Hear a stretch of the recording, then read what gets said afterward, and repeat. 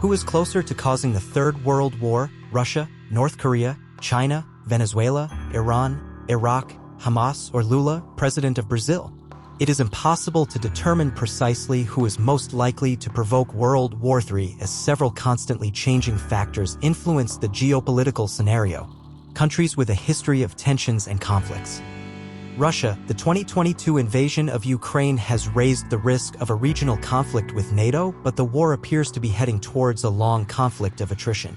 North Korea, its nuclear and ballistic missile tests challenge the international community, but the likelihood of a full-scale war is still considered low.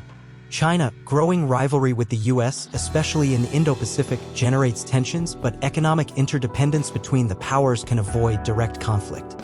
Iran, negotiations over its nuclear program and tensions in the Middle East pose a risk of escalation, but diplomacy still appears to be the preferred option. Venezuela, internal political and economic instability does not represent a threat of global war, but can generate humanitarian and migration crises. Lula as president of Brazil. Despite his criticism of NATO and American foreign policy, Lula shows no intention of provoking international conflicts.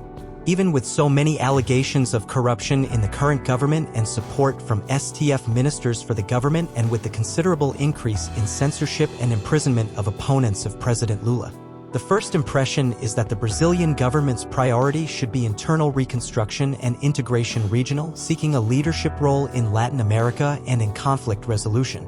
But this is not always what the world press sees, and what is noticeable is that the political will in Brazil to support countries with dictators in power such as China, Cuba, Venezuela, Nicaragua, and currently Lula's support for Hamas terrorists that terrorized Israel with its bloodthirsty terrorists.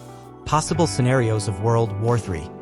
Nuclear conflict, the devastation would be immense, with millions of deaths and long-term environmental impacts. Cyber warfare, attacks on critical infrastructure and financial systems can cause global destruction and social chaos. Hybrid warfare, combination of conventional military actions, cyber attacks, and propaganda, making it difficult to identify a single aggressor. Consequences for the planet and the population. Mass deaths, starvation, disease, and large-scale migration. Destruction of infrastructure and collapse of economic systems. Environmental degradation and lasting climate impacts. It is important to emphasize that World War III is not inevitable. Diplomacy, dialogue, and international cooperation are essential tools to prevent the escalation of conflicts and build a more peaceful future. A space dedicated to discussing important and urgent matters for our planet and for humanity. Here, we are committed to promoting dialogue and respect for differences, understanding that diversity is a richness that must be valued and celebrated.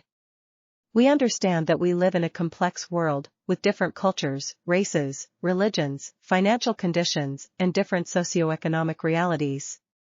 Therefore, it is essential that we respect differences and recognize that each territory is independent and has its own laws and customs.